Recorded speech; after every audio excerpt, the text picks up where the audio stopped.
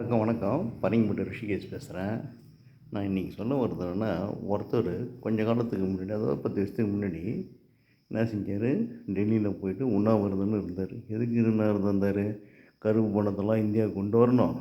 ஸ்ரீலங்கையில் இருக்கிற கருப்பு பணம், மற்ற நாடுகளில் உள்ள கருப்பு பணம், இந்திய அரசியல்வாதிகள் பதுக்கிய கருப்பு பணம், தொழிலதிபர்கள் பதுக்கிய கருப்பு பணத்தெல்லாம் இந்தியா கொண்டு வரணும்னு உண்ணாவிரதம் இருந்தார். நம்ம மக்களும் அந்த வயதான பெரியவர், இந்த நாட்டுக்கு பெரிய ஹீரோ, மகாத்மா காந்திக்கு வந்த பிறகு வந்தவர் சொல்லி ஒரே மக்கள் அண்ணா ஆசாரி அண்ணா ஆசாரின்னு ஒரே கூட்டமும் மக்களும் ஒரே பேப்பரும் மீடியாக்களையும் பெரிய விளம்பரம். அதன் பலனாக பாரதிய ஜனதா ஆட்சிக்கு வந்துச்சு. அவங்க கூட உட்காந்துக்கிட்டு இருந்த கிரண்பேடி பாண்டிச்சேரிக்கு கவர்னர் வரைக்கும் வந்தாங்க, பாரதிய ஜனதாவில் சேர்ந்தாங்க. அதே மாதிரி ஆம் ஆத்மி கட்சி துவங்கினார், அவர் கூட உட்காந்துருந்தவர் யார், கெஜ்ரிவால்.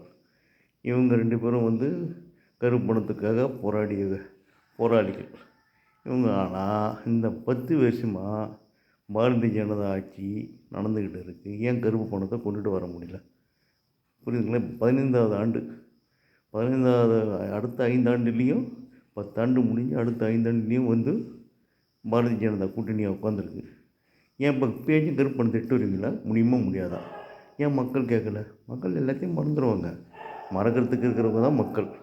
அதனால தான் இவனுங்க அடிக்கிற அட்டகாசம், கூத்து, இதெல்லாம் ஜாலியாக இருக்கிறானுங்க. இந்த கருப்பு பணத்தை இந்தியா கொண்டு வர சொல்லி ஒவ்வொரு மாணவர்களும், ஒரு சங்கத்தினரும், ஒரு உழைப்பாளிகளும், சாதாரண மக்களும் போராட்டத்தில் இறங்க வேண்டும்.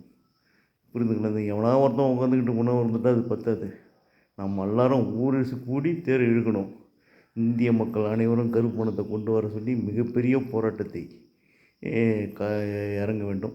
இந்த பட்டியலாம் வெளியிட்டால் எங்களுக்கு தேவையில்லை. கருப்பு பணத்தை இந்தியா கொண்டு வாங்கயா, அதான் எங்களுக்கு தேவை.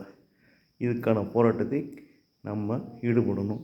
எல்லாம் தயார்படுத்திக்கிட்டு அதுக்கு ரெடி ஆகுங்க. நன்றி, வணக்கம்.